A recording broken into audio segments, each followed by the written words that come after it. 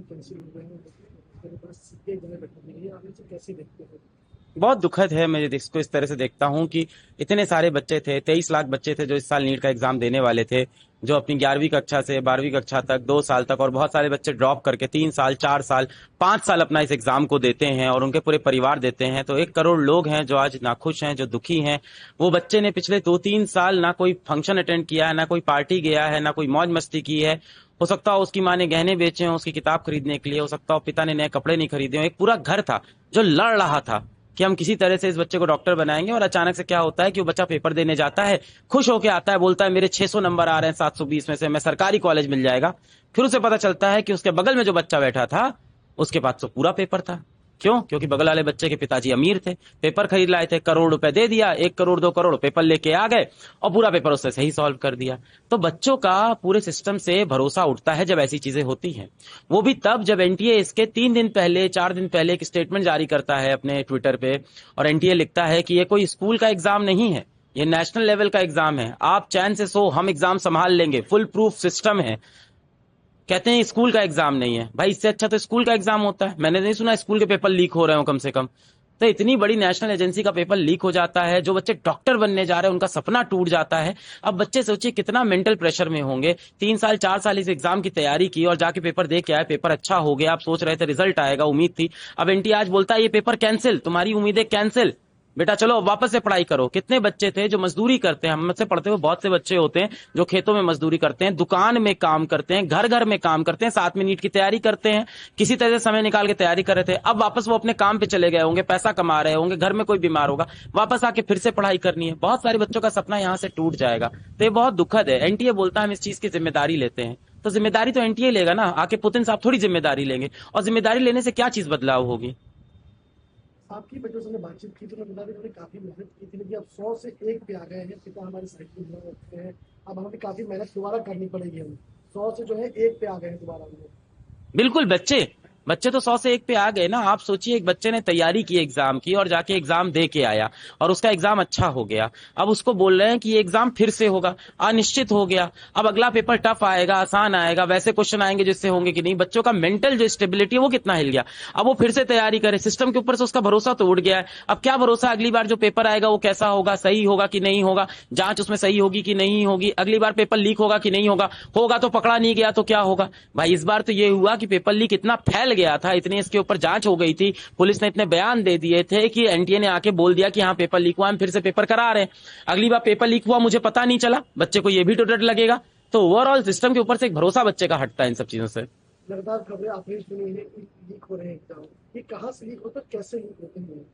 जी, paper जो leak होते हैं इसमें सिस्टम के अंदर के लोग ही इन्वॉल्व होते हैं, तभी पेपर लीक हो सकते हैं। तो इसमें सिस्टम के अंदर के लोग होते हैं जिनको मोटा पैसा बनाना होता है, वो इन पेपर को लीक करते हैं। जिन लोगों को ये पेपर देते हैं ये लोग भी बहुत ही बड़े दर्जे के लोग होते हैं। कुछ ऐसे होते हैं जो ग्रेड ए ऑफिसर होते हैं, पीएससी सर्विस के होते हैं, यूपीएससी सर्विस के लोग होते हैं। कुछ ऐसे होते हैं जो बड़े बिजनेसमैन होते हैं, शहर में बड़ा रुतबा होता है, बड़ा नाम होता है, गाड़ियां बड़ी चलती हैं, बड़े बड़े घर होते हैं। तो बहुत ही आप कह सकते हो जो सिंडिकेट चल रहा है इसमें बहुत ही मजबूत, पावरफुल और अमीर लोग इन्वॉल्व होते हैं। और ये पेपर लीक कोई पहली बार नहीं हो रहा है, हर साल होता आया है। ये है कि इस बार पेपर लीक शायद इतने बड़े लेवल पे हो गया है कि अब एनटीए चाहता है कि इस पेपर को हम कैंसिल कर देते हैं। कि किस लेवल का लीक हुआ था इस पे कोई बात ही ना करे, किस तरह से लीक हुआ था इस पे कोई बात ही ना करे। हम कह देते हैं, अब एनटीए कह रहा है हमने बच्चों के हित में ये फैसला लिया है। भाई आपने बच्चों के हित में कैसे फैसला लिया है? हित तो ये था कि ये पेपर 0 एरर के साथ होना चाहिए, जैसा कि आपने अपने ट्विटर हैंडल पर लिखा था कि 0 एरर के साथ ये पेपर हम कंडक्ट करेंगे। बच्चा जब सेंटर पहुंचता है ना तो बच्चे से क्या बोलते हैं कि तुम मोटा जैकेट नहीं पहनोगे, जैकेट में जेब नहीं होना चाहिए, तुम जूता नहीं पहनोगे, प्लास्टिक की बॉन्डर अंदर लेके जाओगे, ट्रांसपेरेंट होनी चाहिए, हाथ में तुम घड़ी नहीं पहनोगे, लोअर पहनोगे। इतने ड्रामे हैं बच्चे के ऊपर। तो आप बच्चे को तो ऐसे देख रहे हो जैसे बच्चा क्रिमिनल हो, क्रिमिनल सिस्टम के अंदर बैठे हैं, उनके ऊपर आप जांच नहीं कर रहे हो। अभी भी देखिए कोई कड़ी सजा होगी नहीं, हर साल पेपर लीक के मुद्दे होते हैं। आज तक मैंने एक इंसान नहीं सुना जो पेपर लीक के लिए 10 साल जेल में बंद हो। Why don't we treat them as terrorist? क्यों नहीं इनके ऊपर एनएसए क्यों नहीं लगाते हैं भाई? आप 23 लाख बच्चों की जिंदगी खराब होती है, आप एनएसए क्यों नहीं लगाते ऐसे लोगों के ऊपर? हंसी मजाक में टाल देते हैं इन मुद्दों को, सीबीआई जांच करेगी, कोर्ट में केसेस चलेंगे, उनके बाद ये लोग बरी हो जाएंगे, फिर अगली बार पेपर लीक में फंसेंगे। जितने भी लोग आपको, जितने भी संगठन आपको पेपर लीक के मुद्दे में मिलेंगे, आप इंटरनेट खोल के न्यूज पढ़िएगा, ये लोगों के पिछले 5 साल में 4-5 किस्से ऐसे निकल जाएंगे। यानी हर बार ये पुलिस में जाना आना इनका आम बात है। पुलिस कैसे बोलती है, हाँ इनका तो नाम है पेपर लीक में, हाँ हाँ पेपर लीक में ये इन्वॉल्व हो सकते हैं, पहले भी हुए, तो पिछली बार क्यों नहीं सजा हुई थी? तो मुझे लगता है कड़े कानून नहीं है पेपर लीक के ऊपर, इसलिए एक इंसान हिम्मत करता है पेपर लीक की। अब इस बार ये सब कि बच्चे को बना ये भी डर है कि पढ़ाई तो करनी पड़ेगी, साथ में अब जो है दोबारा पढ़ाई के साथ फीस भी देनी पड़ेगी। नहीं, अभी एनटीए ने बयान तो दे दिया है कि फीस नहीं लगेगी, फॉर्म का फीस नहीं लगेगा और हम फॉर्म का फीस नहीं लेंगे।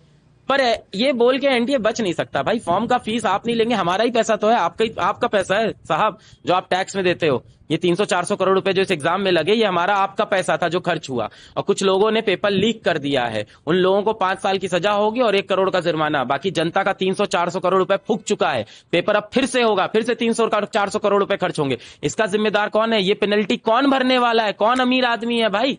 तो मेरे ख्याल से उन सारे लोगों को पकड़ना चाहिए, इनकी जायदाद को जब्त करना चाहिए, उन सारे पेरेंट्स को पकड़ना चाहिए जिन्होंने पेपर खरीदा है, जिनके मन में भाई वो भी उतने ही गलत है जितना गलत एक पेपर लीक करने वाला, जितना गलत पेपर बेचने वाला, उससे ज्यादा गलत एक पिता जिसने ये पेपर खरीदा अपने बच्चे के लिए, क्योंकि उसने एक दूसरे बच्चे की उम्मीद को मारा है।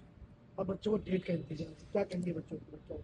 अब इसमें हम क्या कह सकते हैं? तो एनटीए बताएगा, अब एनटीए के हाथ में है, देखिए कब अब डेट देते हैं, एक अगली डेट देंगे, वहां से बच्चा फिर से तैयारी करेगा। बच्चों से मैं यही बोलूंगा कि मुश्किल हालात हैं बेटा, पर आपको इस देश के ऊपर से भरोसा नहीं छोड़ना है। कोई देश बेटा परफेक्ट नहीं होता है, अच्छा बनाना है, हम सब मेहनत करेंगे, और जिस तरह की नाइंसाफी आप सबके साथ होती है, हम मेहनत करके ऐसा देश बनाएं कि हमारे आगे आने वाले बच्चों के साथ ऐसी नाइंसाफी ना हो।